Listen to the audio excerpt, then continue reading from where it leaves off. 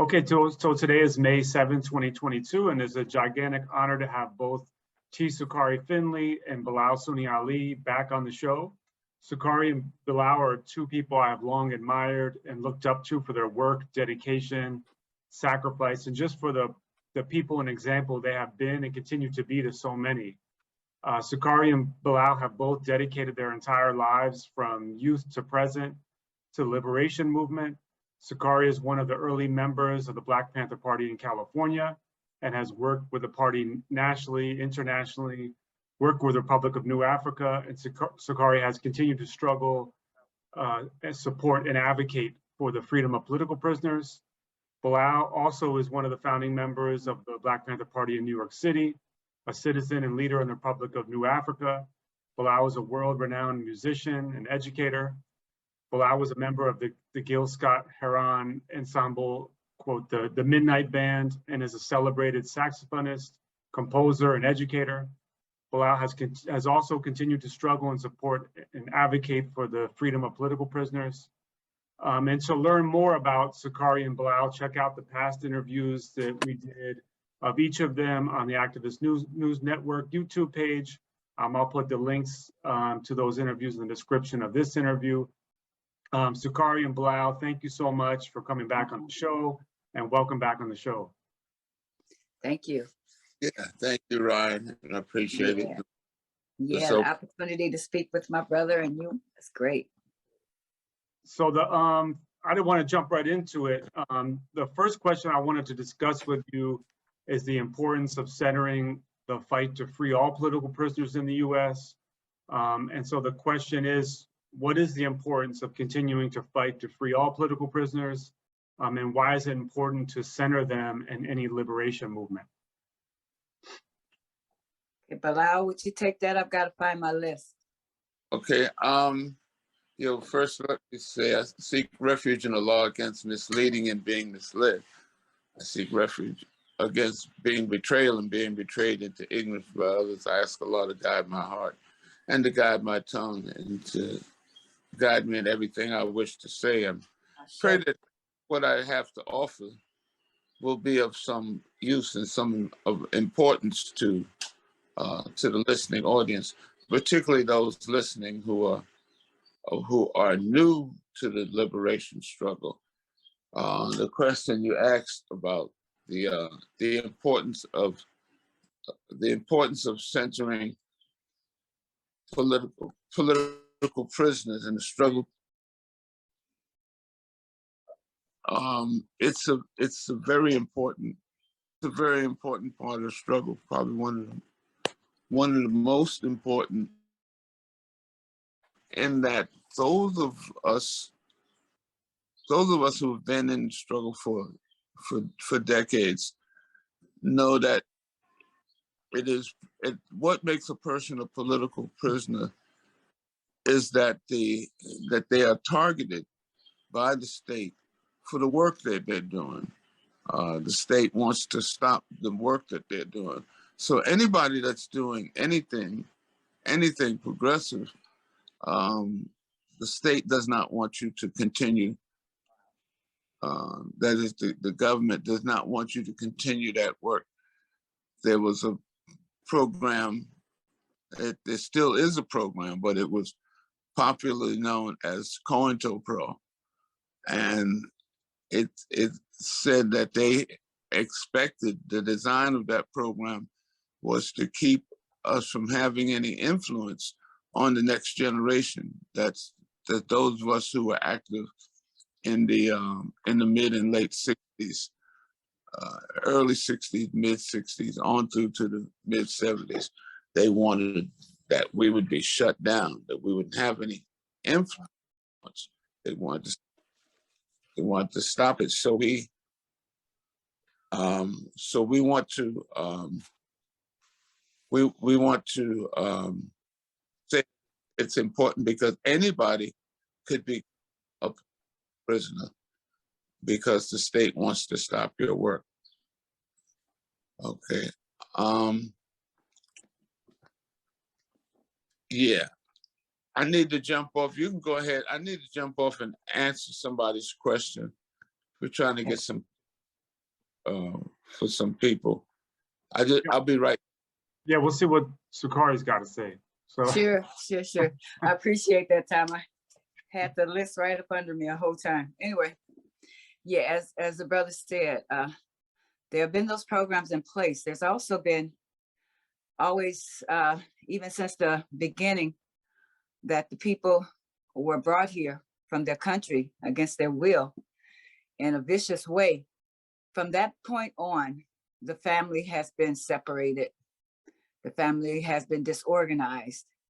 So when the families even tried to pull together, even that beginning of time where so much was dismal and they come from a shocking trip and all of that, and then have to get somewhere where you're treated like cattle. So from that point on, the men were separated, the women were separated, and it was an attack on the family. And the prison seems to be a continuation of that practice. They removed the young men who are starting out early, trying to get some way to find out where they can build themselves, up and be important for their family, for their community. And it just changes all that. It changes when you don't have male and female issues in the house, when you don't have them taking care of taking care of the rest of the people, the younger ones. The mother and the father is important, and all that background with that, and so the father is the protector and the provider, and he prepares. So when you remove that, you leave a problem, you leave an issue. And that seems to have been something they've been doing, because we're disproportionately represented in prison. So that has to be for a reason. And basically, we've been on the negative end of everything about us, except for what they steal from the culture is negative. And it's always been a way to just control our community. And it's been amazing that with each generation, some dynamic comes up. Since the very beginning, some dynamic comes up to push us forward. And they may acquiesce, and then things seems to like they're getting better. But what happens is more men go to prison, more young men go to prison. And even so, the women are going to prison. So it breaks up the family. It keeps the family from acting as a unit. It keeps them from understanding as a unit, therefore not coming together as a community to work in their interest. So that's part, and I'm sure there's another 1,000 things other that basically it contributes to the downplay of our families and what we can do for ourselves. yeah, I mean, one of my thoughts as well in terms of political prisoners and why it's important to ongoing liberation movements is it seems to me that the oppressor knows that they can just lock us up, right? So anybody that's protesting or trying to rebel or trying to end oppression of any kind, as long as there's political prisoners that are still locked up, the oppressor knows we can just keep locking you up and you're not really doing anything about it. So until we free existing political prisoners, the cycle will continue. It's kind of my view that. Well, do you have thoughts on that? You talking about Bilal? No, Bilal is still away. Oh, yeah. Well, for me, yeah, I totally get that. But even more so, in the beginning, these people that used to be the overseers, these folks that used to be the ones that went after the runaway slaves, are now the officers, the federales, they're now the guards. And so they've got a business, they've made a business. And then not only do these brothers get pulled away from building up their own families and supporting their families and helping to control our, what we want to build, what we want to do for ourselves. They keep, they've changed them. Now they're the police. Now they're the correction officers. These same people, it's a dynamic that's been going on for long. They've been trying to what they call buck break decades. And definitely, if you have to know that things are unjust, and it's been like that for a long time and ingrained in our bloodline, but still, right is not right. I mean, wrong is not right.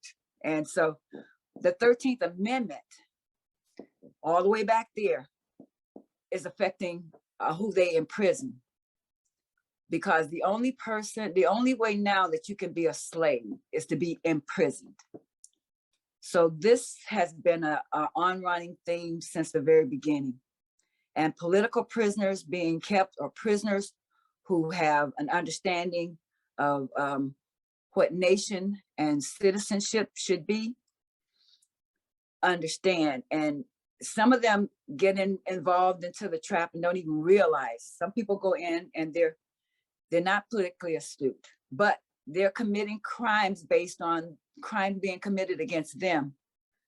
You know, the lack of jobs, the lack of education, the lack of understanding medical care, whatever's needed, they're left out. They're left out. Even when the brothers serve in the military, it's just a long running history. They just, even though they do the good work, it's not treated as such, because that's the way it's been stacked. It's been stacked that no matter what we do, it's just not our energy. But we've done so much, and for them to keep locking people up, even those who, once they get inside, understand the political dynamics, if they get that far. Not everyone, but even people on the outside don't understand the political dynamic. They're trying to avoid what could possibly happen, whether they do anything or not. Back in the day, H. Rap Brown made a statement, and it stuck with me.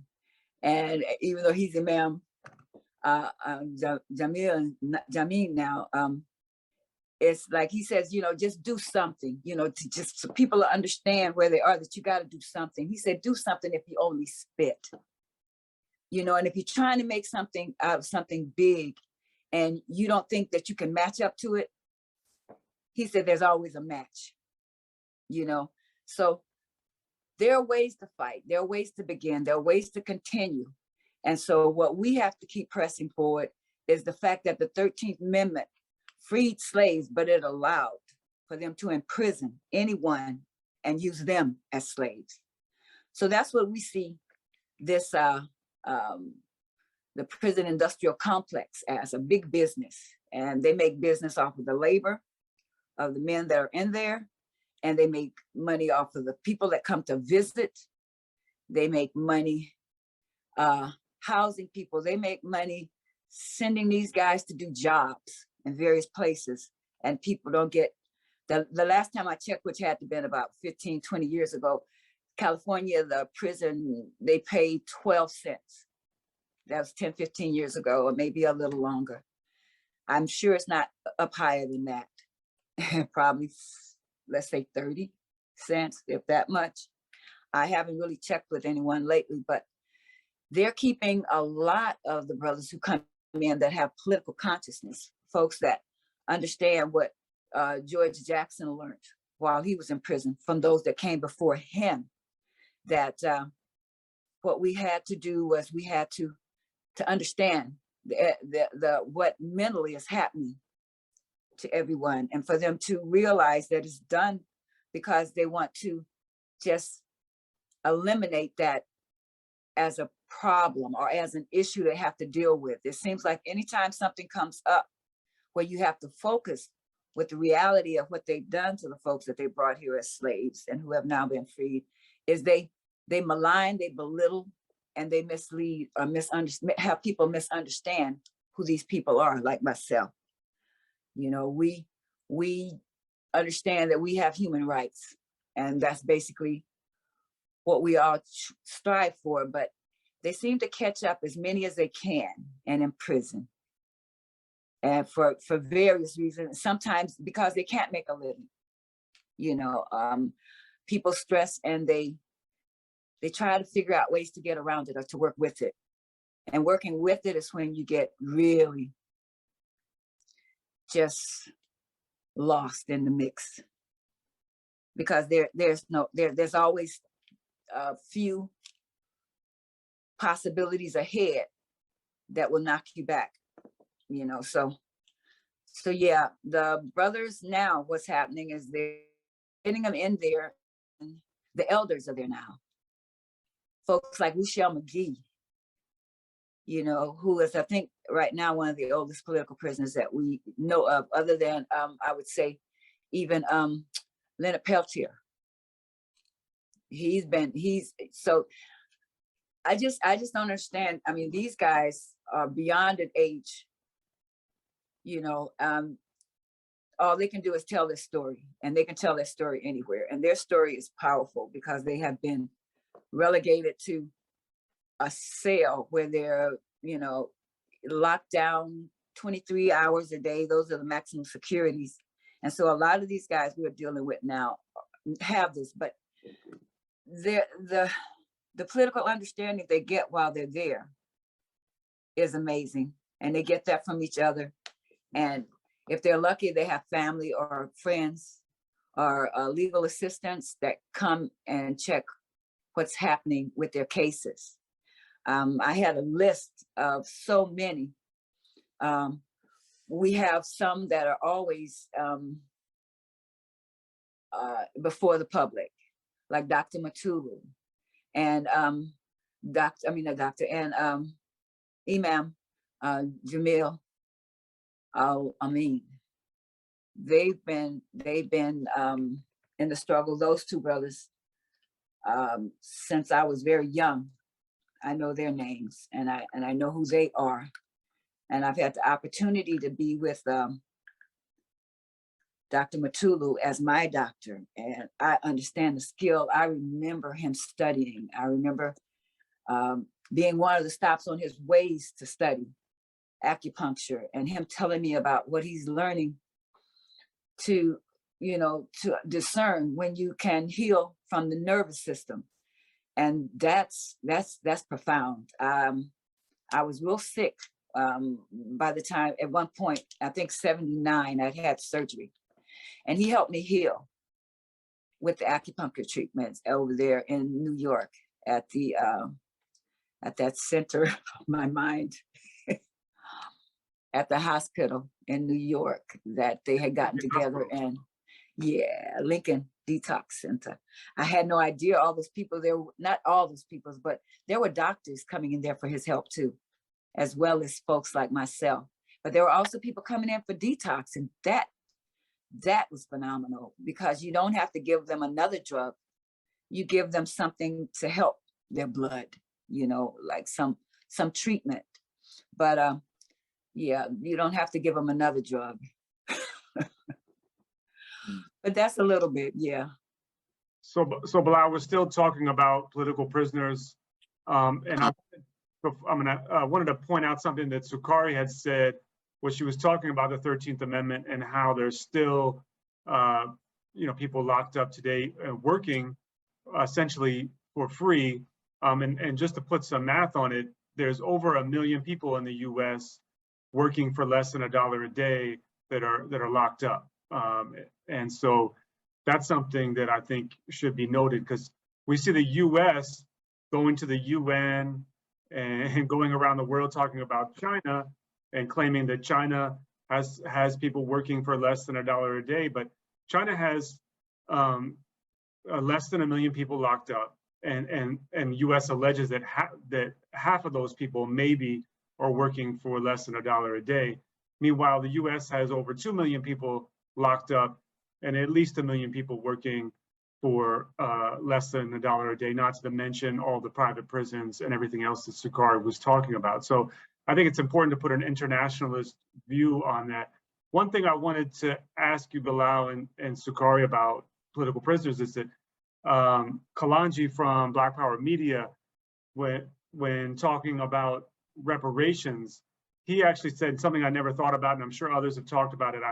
The first I heard it was from Kalanji, was that when we talk about reparations, we should put at the top of that list freeing political prisoners. And I wanted to see what both of your thoughts were on that.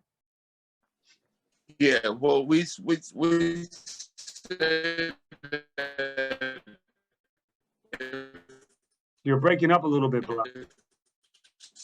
somebody Oh, he is can't hear us. serious about um,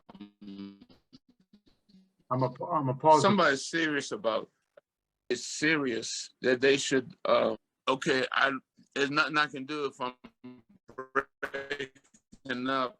I'm breaking up to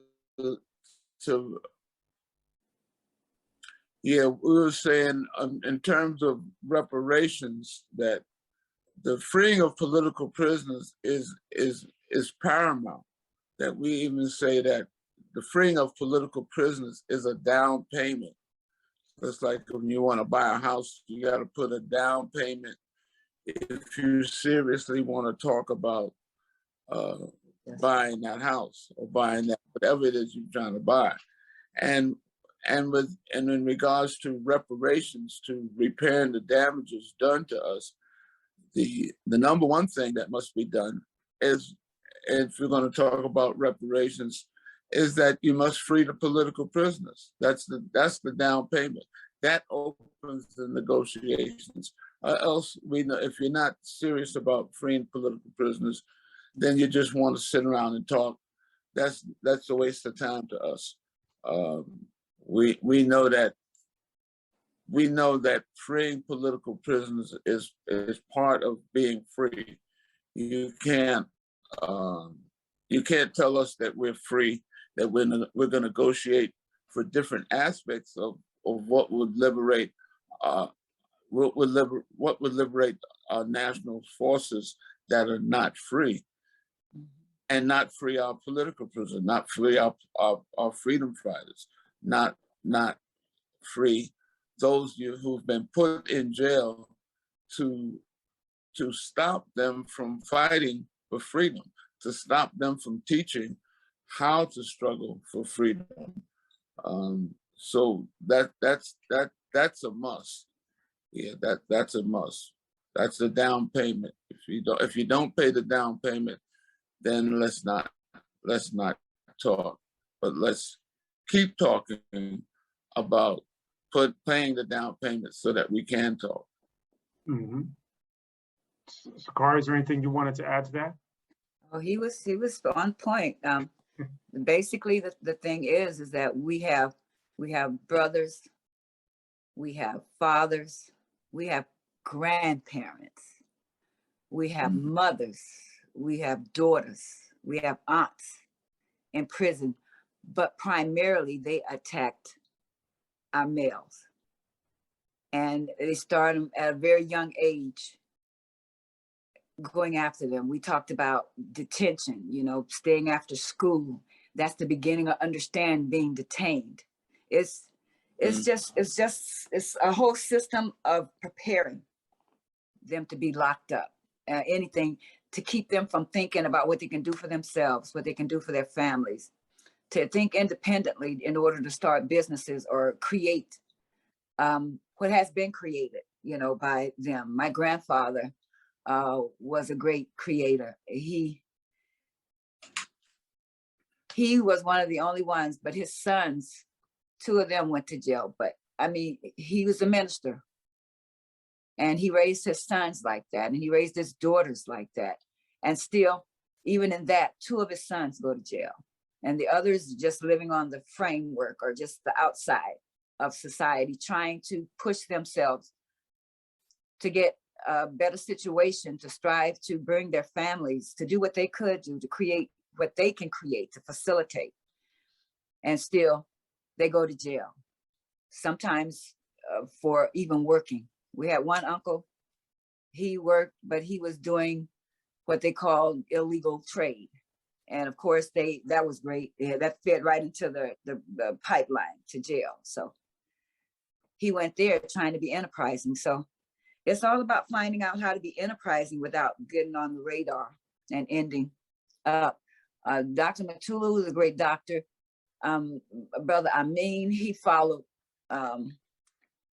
the way he had grown up, taking care of the youth and the community and the elders and the elders. It's always being participating in your community. He went through so many changes, and still his primary reason for all that was to make sure that he could help his community.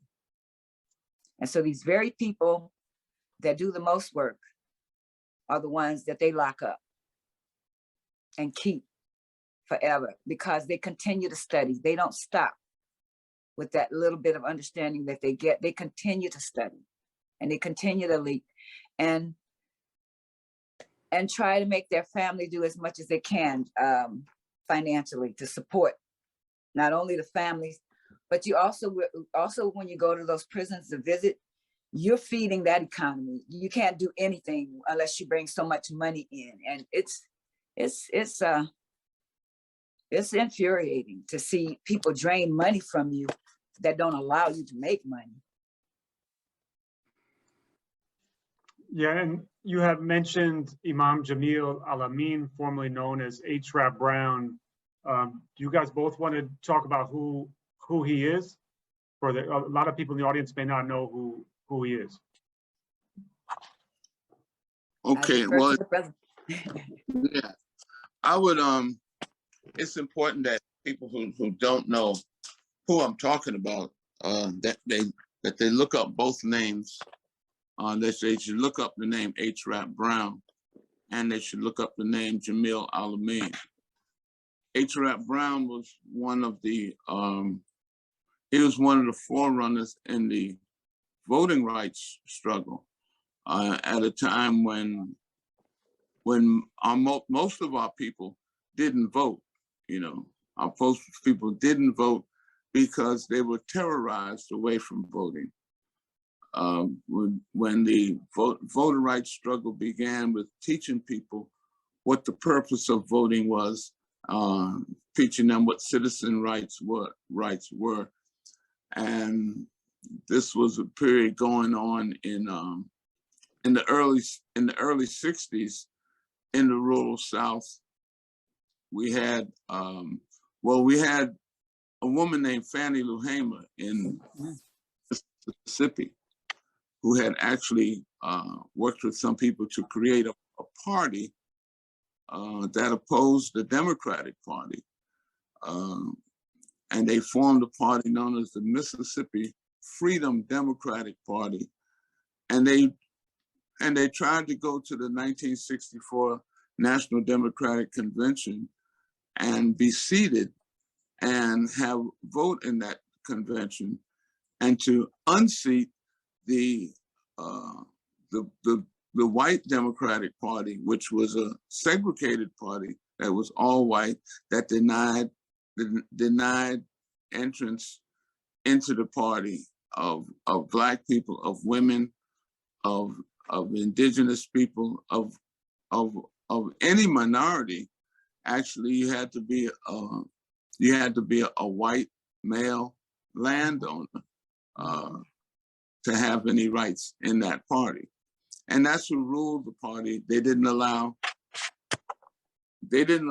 anybody else to join the party, and they did not allow people to vote. So that completely locked us out of voting.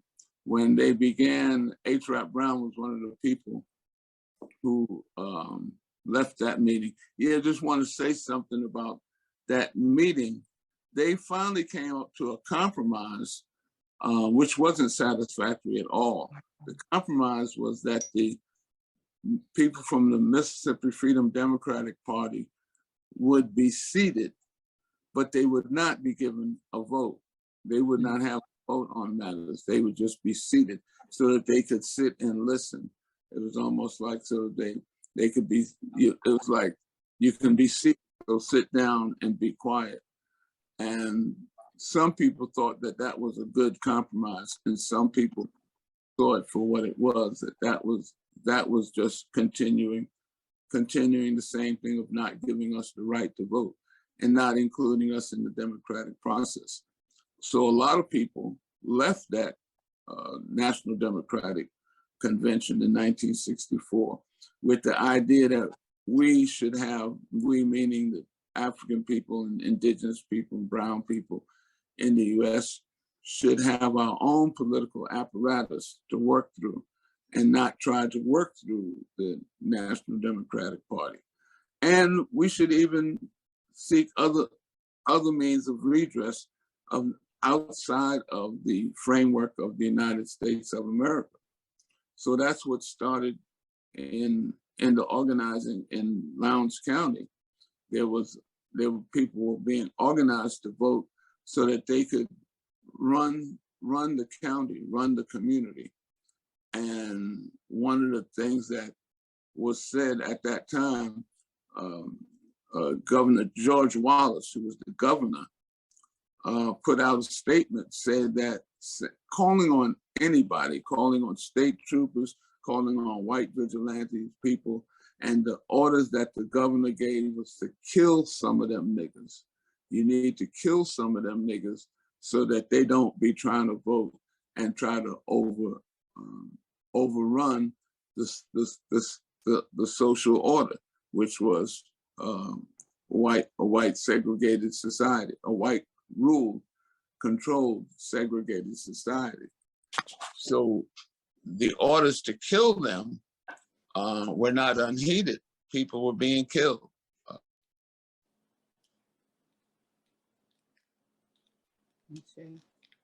We can't hear you, Bilal. And people who were in support of the struggle. One of the people that were killed that was in support of the struggle was a white woman named Via Louisa from Detroit, Michigan. She was from the center where people were learning about voting rights to the place where you would go and sign up for the right to vote, and where you would go and vote. Just for transporting people back and forth. She was shot. There was FBI. She was shot and killed. There was FBI in the car. Some people say there was not only FBI witnesses, that the FBI were part of it, because the FBI were part of the Ku Klux Klan. They claimed they had infiltrated the Ku Klux Klan to keep a watch on it, but they did not do anything to keep the Ku Klux Klan breaking the rules. So that's why we say the federal government teamed up with the Ku Klux Klan, and they led this continued violence against our people to keep them from voting and to keep them from continuing to vote. H. Rap Brown was one of the main people that organized self-defense teams, so that when the Klan would roll on the people who were struggling for voters' rights, and they would shoot into the tents. I would just want to add that many of the people who were registering to vote were sharecroppers and were kicked off the land where they worked by the landowners, and they formed tent cities. They moved into tents that black landowners, they moved into on land that black landowners owned, and they built tents and they lived in those tents. And the Klan would still try to terrorize them, go and shoot into the tents. And it was the shooting back of the Klan, the defense of the voting registrars, that led to people having the right to vote today. It's important to know that it wasn't just the marching, march across Pettus Bridge. It was the fighting along Pettus Bridge. It was the shooting back at the Klan, which was the attempt to intimidate people, from exercising their God-given right to vote. Okay. So they should know the name H. Rap Brown. And another brother important in that struggle at that same time, along with H. Rap Brown, was Wendell Parrish. And of course, Kwame Ture, who at that time was known as Stokely Carmichael. these were all members of SNCC, the Student Nonviolent Coordinating Committee. And they worked to organize people to vote and to control their community. It was important to note that just that voting, the issue was not just to have the right to vote, but to have the right to vote so that it could give you some control over the destiny of your community.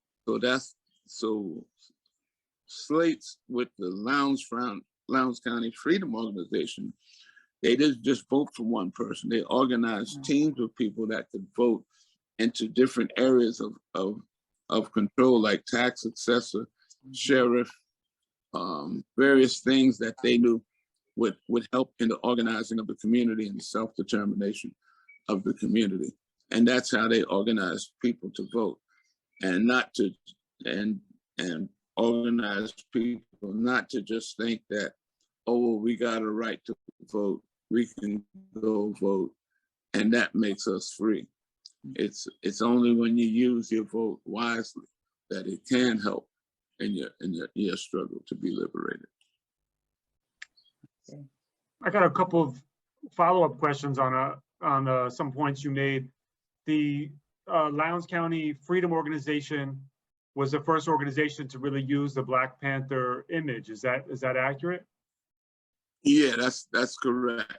They used the Black Panther as a symbol. I think the white Democratic Party, they had as a symbol the white rooster, and they had as a slogan, protect white supremacy. You know, vote for the white rooster, protect white supremacy. So the Black Panther was used because the Black Panther was known as an animal that when you corner it, it comes out striking. It's not a violent animal, but if you corner it and give it no room to go, it's gonna find room to go. So that's one of the reasons the Black Panther was used as a symbol, because our people had nowhere to go.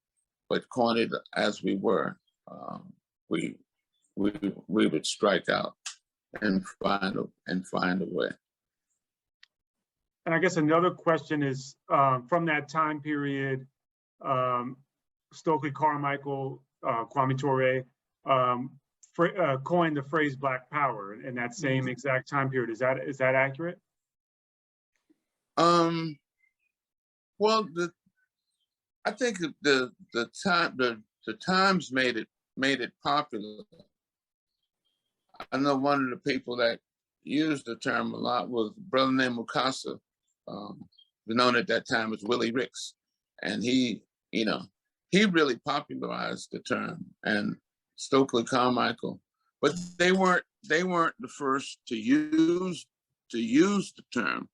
It's like a distortion of history, that's what we have to constantly fight against, because people You're breaking up a lot. say, I don't really know what, yeah, when they say coined a term, I don't really understand that phrase, coining something.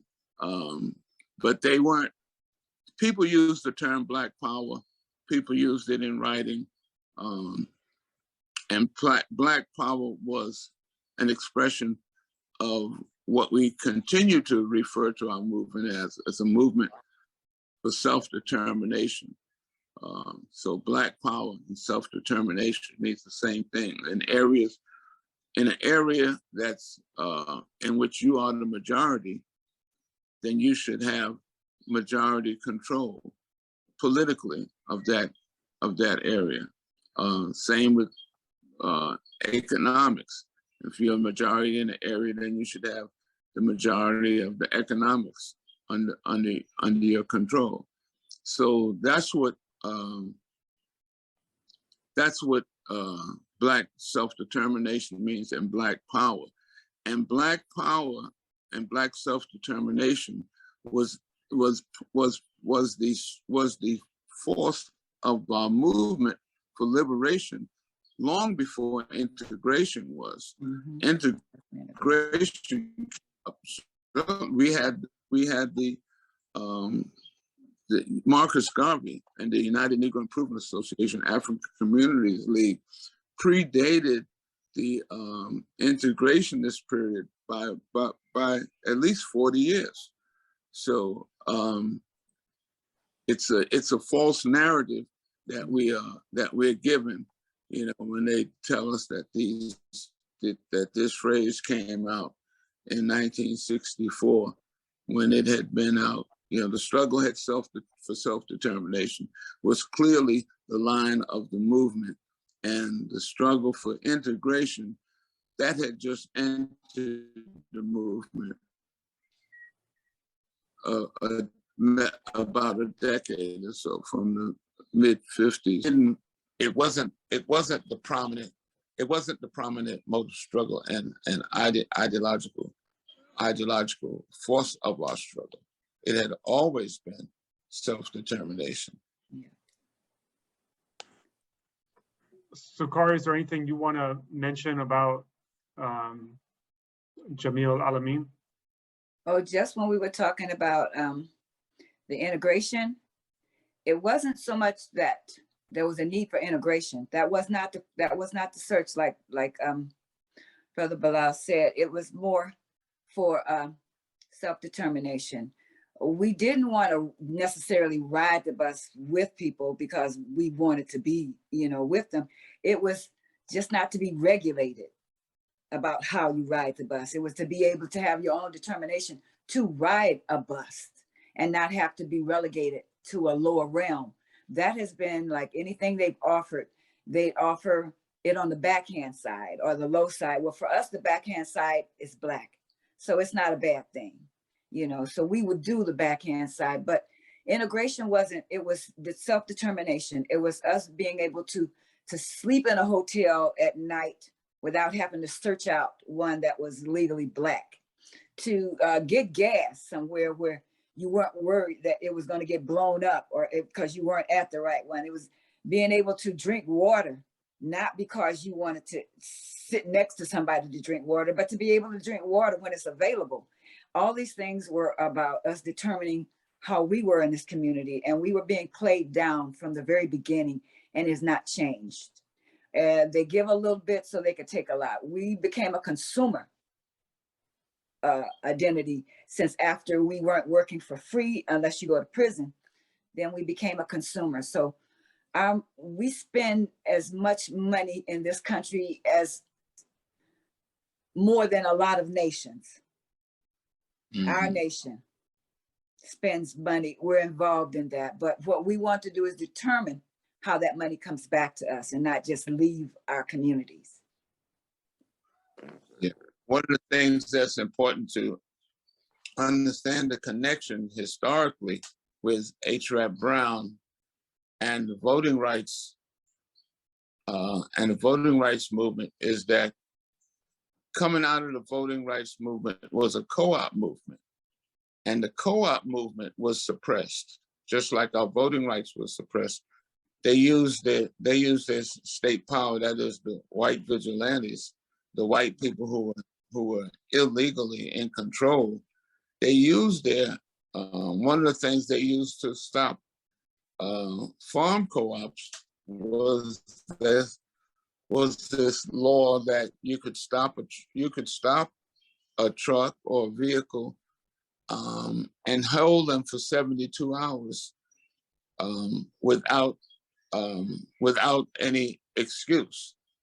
That's a very fascist law, because you have people that are making their own way, planting food and shipping food to others in their community and to other similar communities around the South. And then you would have state troopers stop them. So you got a van or truck full of produce. And this is how they disrupted our economic move. So we weren't really trying to get jobs or beg them for jobs. We were trying to do for self, and they were stopping us in every which way they could. They'll stop us from voting, stop us from exercising our right to trade with each other by coming up with this, well, I can hold you and I don't have to give you a reason. And so once they hold a truck with fresh produce for 72 hours, then it's mute. That produce is gone. It can't be used, it can't be eaten. It's no longer part of the economy. So this continuation of suppressing us was started with voter suppression, but it went on to economic suppression and chasing us off the land. I know a lot of people, even my wife's family, who owned land, literally, houses on land that belonged to Black people were attacked, were torn down, were burnt down, and the residents were chased off the land. And that's how you have the what was beginning to be land ownership and a way to fight back, a way to have power, a way to develop economy and industry was taken away from us by terror, by this form of, and that's what Imam Jamil continued to do. His efforts before he was attacked in the year 2000, he was involved in what we call the Whitehall Project, and that was a project of focusing on the history of Whitehall, Alabama, so that it could be as a tourist center. It could be a way of making money and bring economy to the region by having educational forums where people would come and learn just how the voter rights movement started, and it was getting a lot of attention with it. The Department of Parks, the Department of Highways. There were a lot of institutions in the society that was in agreement with what he was doing, and we feel this is one of the main reasons why he was attacked and put in prison, because he was making people. He was, just by presenting the truth, he was making people see how if we could present this truth, we could make money from presenting the truth from the people all around the world that want to know the truth. And so, and their response to that, I mean, the state's response to that was to lock him up for something that he didn't even do. As a matter of fact, confessed to shooting the sheriff deputies 3 days before Imam Jamil was even arrested. And that person was right there in Atlanta. They went to his house, they found the weapons, they found the ammunition, they found the bloody clothes that he had on the night before at the shootout. He confessed to his parole officer, and the parole officer didn't do anything. And he confessed, he made an affidavit to the FBI, and they didn't do anything. And now he was appearing in court in an unrelated matter and able to make that confession again. And it was taped on, and it was on TV. And now they have it, and they're not responding to it. Yeah, I mean, just to add to what Bilal was saying, that Otis Jackson admitted to having killed the man that Imam Jamil Al-Amin is in prison for, and serving a life sentence. And it was denied a retrial, and I believe it was April 2020.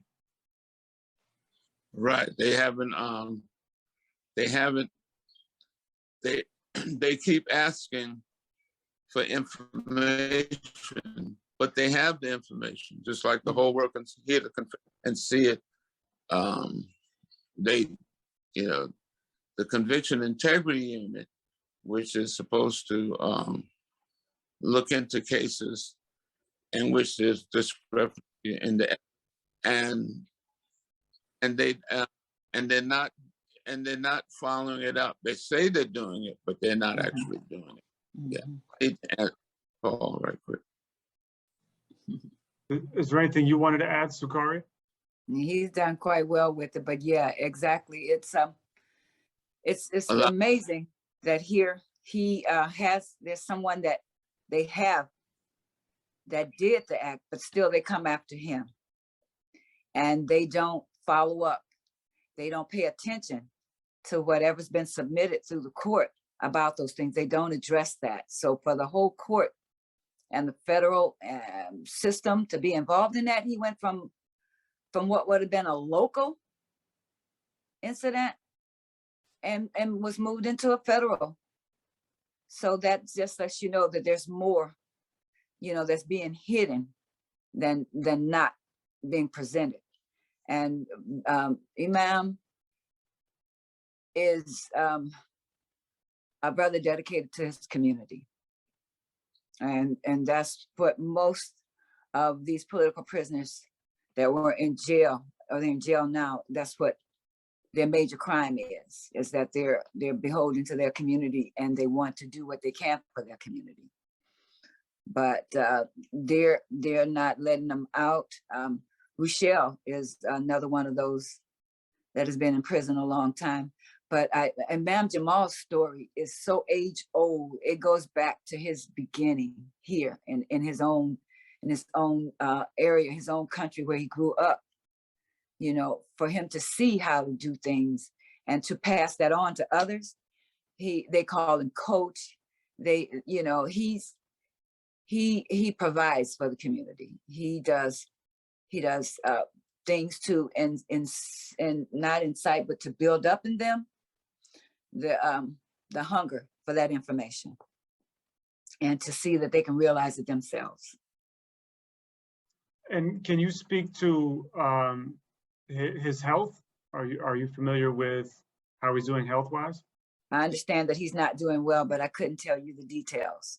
Mm-hmm. I understand that, but with age and being kept in solitary confinement, and those prison cells aren't the best for one's health, especially the older you get, and the food doesn't give you the nutritional value it needs, except for to just keep you alive, but it does not give you the nutrition.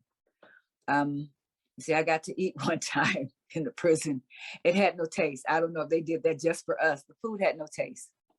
They had a garden. It had no taste. I couldn't believe you have lettuce with no taste. I mean, like iceberg lettuce is water. It still got a little taste. It's got a little green, but it had no taste. So they've got people growing stuff. I don't know, GMO to death.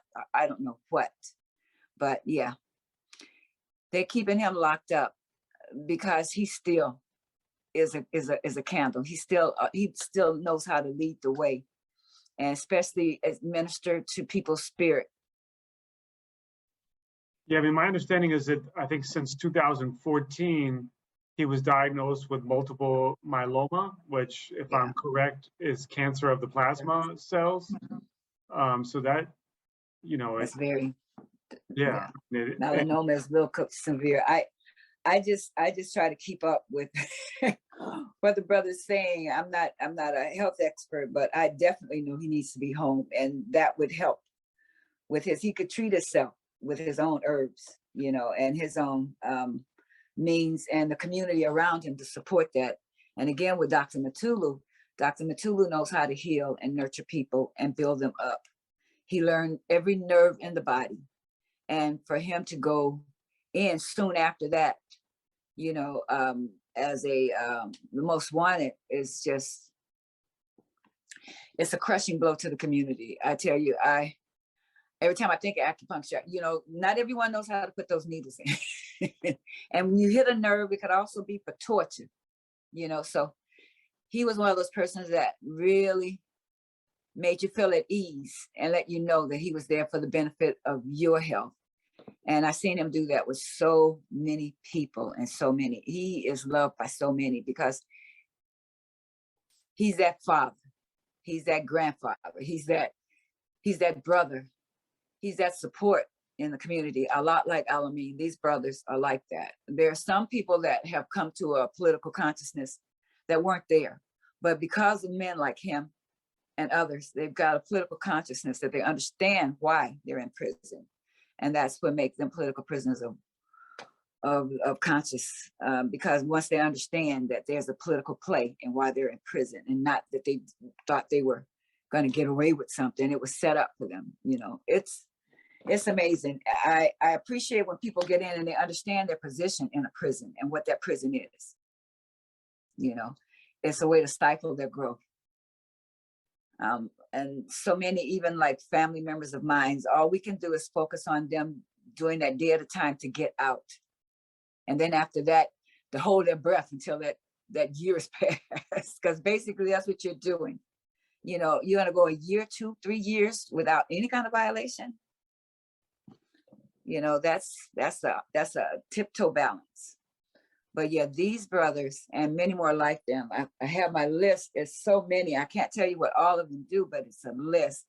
Like Dr. Matulu and Ruchelle McGee and Fomo Modibo and Suniati Jawanza Kambon, Abdul Alagbala Shakur, Heshima Jacinse, Luis Powell, Yafe Eyepo, oh boy. Okay, Zaharabu. And that's a quick name I wrote down because there's a list though. There's a demand for strategic release. These brothers were most of these brothers were locked up in SU, the security housing units. Yeah, and they were SHU. Yeah, SHU for 23 hours out of the day. For that 1 hour, they were in a little caged area where they could work out. But you eat what they give you and those things. And when you come out, you're chained, you know, so they chain you from that, and you have to walk through the prisons. You've got a chain on your wrist to your waist and a chain that drops down to your ankle. That sounds like slavery to me still. It looks like slavery to still. And I've seen sometimes them link them together by the neck. And that looks like those slave traders when they're selling. It's How you doing, sis? It's just a continuation of things that need to be addressed, you know, without them trying to eliminate everything or soft pedal or soft soap other people into thinking that them struggling for their rights is not worth when they can give them their rights. No one gives you your rights. What they've been giving us is air and jails. Air in jail. Mm. Have either of you met Jalil Al-Amin, H. Rap Brown? Oh yeah, yeah. I've known him since I met him as H. Rap Brown back in the mid '60s, around '67. I think I met him in '67. He was the national chairman of the Student Nonviolent Coordinating Committee, and they had their international office in downtown New York. And I met him at that time. Yeah, I got to meet him, but it was such a brief that I couldn't count it as meeting him. I just know of him. The movie, one of the movies that they did of the Black Panther Party in the late '60s, he was there as the drill captain for the Brothers on Parade, and then Kwame Ture, Brother Kwame Ture, was there as the speaker, and it's all a part of a film that they did, the French did, on the Black Panther Party in around the 67, 68. And Bilal, what impressions did you have of H-Rap Brown? Or what's he? Seeing him march, those guys, I was like, okay, now who's that over there with the brothers? And it was very disciplined. It was very sharp. So I saw that he had a command, and that he had a command of men that was very, I don't know, it was more like a support. It was more like they appreciated his directions and stuff like that. Yeah, and to see him doing that is very, it's a lot of pomp and circumstance. Yeah, and I interacted with him a lot, having meetings with him about different developments in terms of organizing the community. And a number of people that I associated with and worked with were Muslims. And we noticed that H-Rap Brown was very honest, that we could say that that he never told us lies.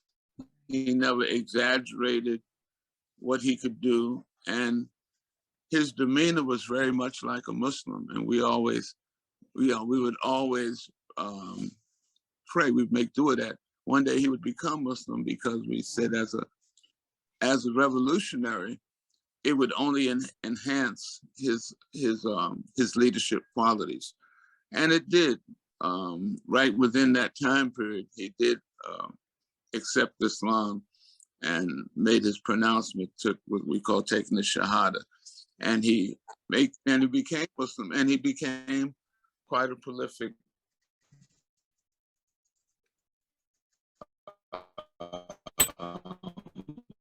Imam in Atlanta, I believe. Muslim leader, Mm-hmm. along with already being a leader in the struggle for yeah. And so that's when I got to know him even more deeply and more personally.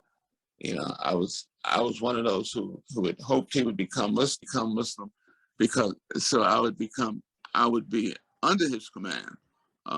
But that's how life happens, and that's how it happens. I moved to Atlanta, and I functioned in his community, going to his mosque and functioning in his community.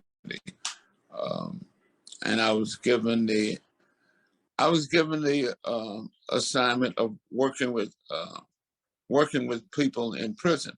That was the main job I had within the community, and directly to work with the Jericho movement. So to work with the Jericho movement for the freedom of political prisoners. And so that was something I'd been involved in. And so it became my assignment, and we became much closer. We became much tighter as we are till to this day. Now, Bilal, while you were dealing with tech issues, we did talk more about Imam Jamil Al-Amin, and we talked about his health issues. Is there, I guess, one other question I wanted to ask you before we move on to Dr. Mutulu Shakur, is whether either of you are familiar with a period of time that he went to Maryland, Cambridge, Maryland, and worked with Gloria Richardson. Gloria Richardson was part of the movement. She was a leader. She was a leader in the Student Nonviolent Coordinating Committee. He was in and out of Maryland, in and out of Cambridge, Maryland. But one of the things about Cambridge, Maryland is that that was the start of a series of trumped up charges against H-Rap Brown, because he traveled to Maryland to address the community on the issue of self-determination. And a fire broke out in a school building, a fire that had, a building that had been burnt down at least on at least 3 occasions before H. Rap Brown ever came to Cambridge. However, they charged him with inciting a riot and inciting arson. They actually shot at him. Black policemen actually fired their weapons at him, which when the people saw that, that's what led to the riot, that he didn't say anything to the people to incite the riot, but he was talking to the people very calmly on issues of self-determination, and they opened fire. And when they opened fire on him, that's what incited the people to riot. The poor conduct of the policemen, you know, is what led to the violence. And what happened was that they charged him with inciting a riot, inciting to arson, and because of the geographical location of Cambridge, Maryland, where you had to cross to go back to the SNCC office, you had to go across state lines into the District of Columbia, and to get on the plane where he was planning to go visit his parents in Baton Rouge, Louisiana, you had to cross the state line in Virginia. So they charged him with crossing state lines to avoid persecution.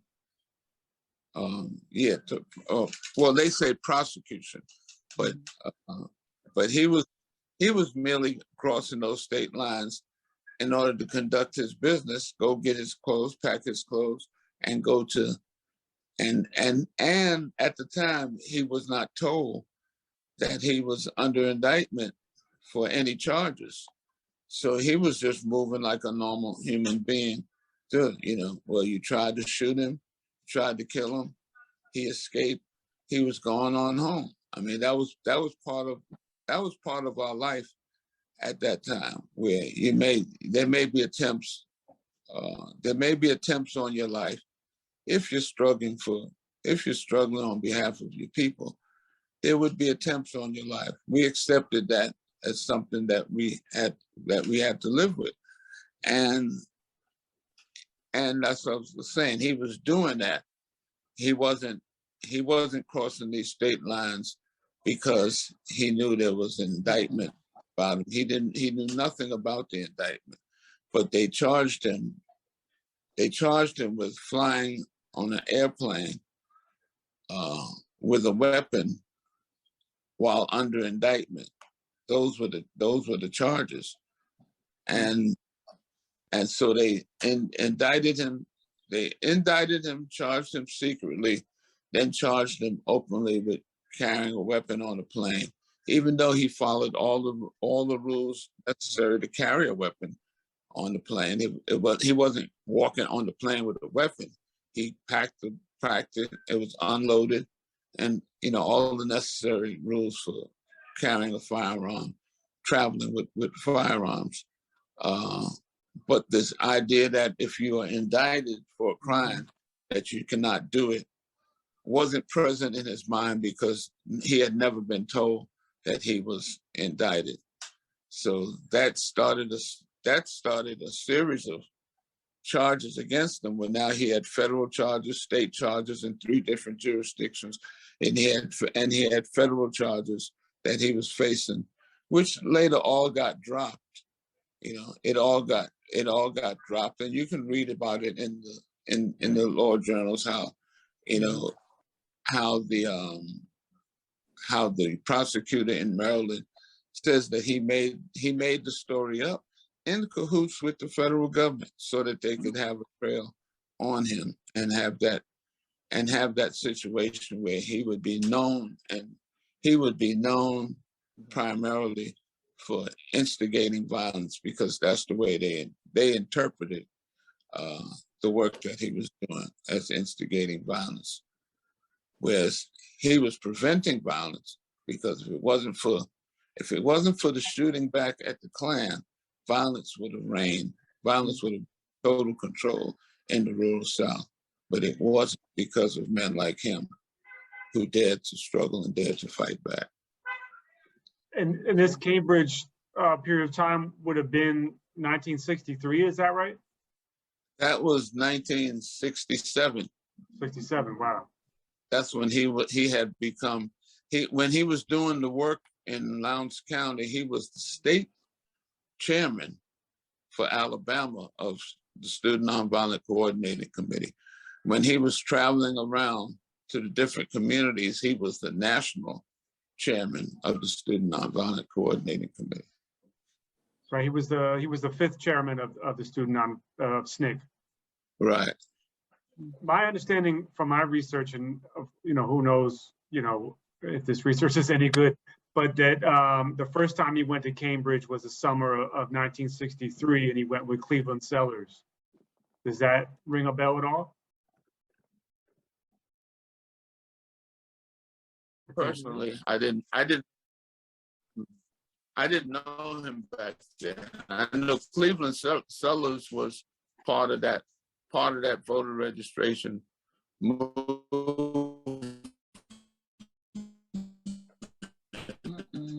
Oh, dang. When the information got good.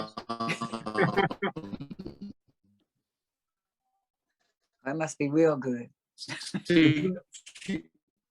Yeah, you're breaking up a little, Bilal. What SNCC did, the SCLC, as people, in fact, they would travel through areas where people didn't have the right to vote and tell them to register to vote.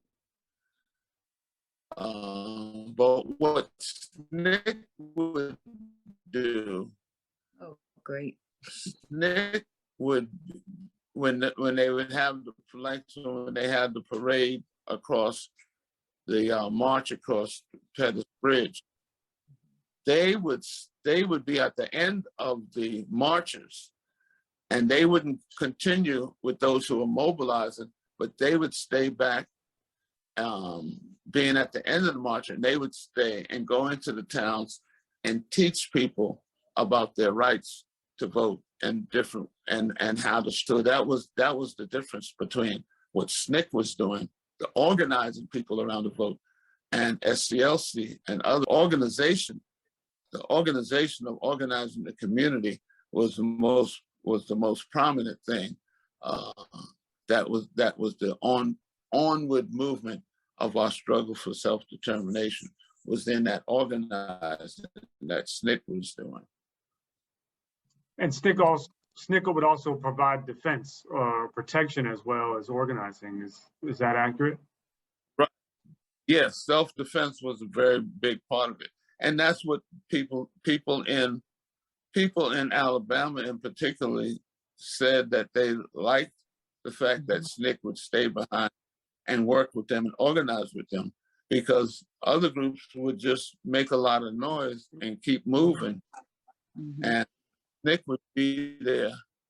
SNCC would be there armed, and the people were armed. So there was an understanding amongst armed people, both armed people and people talking about the need to use those arms to defend themselves in the onward progression of our struggle. That these arms are not just for shooting rabbits or shooting coons and for hunting and for your livelihood, but defense of your life. And that a big part of the struggle was the armed self-defense in organizing all aspects of community organizing. Anything either of you want to say more about? I mean, I know there's tons more we could say about Imam Jalil Al-Amin before we move on to Dr. Batul Shakur.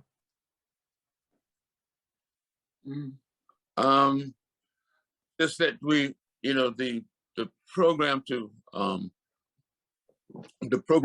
organize people to use the rural the rural South as educational, as the education around voting rights and so people could see our history, that is a viable program which we are engaged in. Now we have established the Black Belt Coalition for Human Rights, which grew out of the United Nations declared International Decade for People of African Descent. And we're continuing to use that same approach to make it an understandably what our local struggles is, make that an educational forum for internationally, so that people understand that, and so we're moving internationally. We're going to be having our annual gathering, which had been subsided because of COVID, this coming May 28th and 29th. That's what do we call that? It's a holiday weekend at the end of May. I forget the exact holiday it is, but Memorial it's a Day. holiday. Yeah, Memorial Day weekend. Mhm. We'll be gathering in Orlando, Florida, and you can go to our website, www.imamjamilactionnetwork.org, and get more information about that. It'll be 2 days gathering. Our Jan will have workshops. Also on that first day, there'll be a basketball tournament, as Imam Jamil was known for his athletic abilities, which was why he was called upon to be a leader in Whitehall, because he was coaching basketball teams, football teams, and track teams, and so he had that ability and recognized by the government of Whitehall. They gave him a membership in the Whitehall Auxiliary Police, and they gave him a badge and a shield and membership in that organization so that he could continue his work with the youth in Whitehall and continue the overall Whitehall project, which we'll be continuing discussing at this upcoming event, Memorial Day weekend, which, as I said, you can get to it through our website. Yeah, I'll put the links to that in the description of this video. Yeah, I mean, I guess I should have asked off the top, but how can we support his release? You know, are there other things that we should be doing to advocate that he be freed? Yes, we have one thing. That website you can go to. We also have a web address, freeimamjamil.com. When you go to that, a list of things pop up. So you can get in touch with legislators to try to bring him back to Georgia. We want him to be brought back to Georgia, and also you can review different aspects of the trial, and you can impact. And one very important thing that we have is a coalition. We've developed and built a coalition called COINTELPRO HR 2998, which is the name of a bill introduced by former Black Panther member, Congressman Bobby Rush. And it calls for full disclosure of the COINTELPRO, activities. And that can be found on our website as well. We have close to 50 different organizations who are working on that.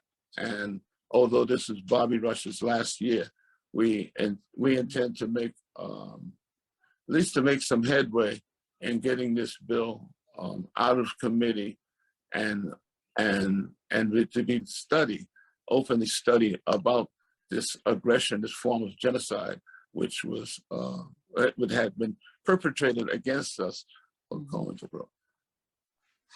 Yeah, and just I'll put those links in the description as well. And I wanted to note that you had mentioned that there's advocacy to try to get A-Trap bound back to Atlanta, back to Georgia. Just so the audience knows, he's if I'm correct, he's currently being held in federal prison in Tucson, Arizona. And so that's very far, as anyone who knows the map, is very far from Georgia. Yeah. And with someone with cancer, that's serious of cancer, to be that far from family, I truly can't imagine it. So. Yeah, fortunately, fortunately the cancer has not flared up. It's been dormant, and he also had cataracts in his eyes, and he has had surgery to remove those cataracts. So his improvement his eyesight has improved a great deal. The cancer has not flared up. He did have a stroke several years ago, but there was no continuing debilitating effects on his body, on his nervous system from the stroke. And we had a professor, Arun Kunandi, who recently went in to see him. Arun Kunandi is writing a book on the freedom movement. He's from the UK, but he's writing a book on the freedom movement in the US. And he was allowed, after a lot of pressure was exerted, to visit Imam Jamil for the purpose of doing research on the book that he's very good health, that his health did not seem to be waning. And that's the report that we've gotten. And also that you may, as a journalist, you yourself may be interested, you could get in touch with us if you're interested in going to visit him. It entails having schools of law at various universities write letters on behalf of the journalists that threaten to sue the Bureau of Prisons if they don't comply with your requests. So just want to make it clear what type of move it is. It's a very, it's something that you could consider for your career, but it's to bring more attention to the fact that he's being held, and they're attempting to hold him without allowing his lawyers and with the public in general. Yeah, I mean, it's completely awful. And he's a risk to absolutely nobody. I mean, that's the absurd. What are the layers of absurdity behind all of this? Right.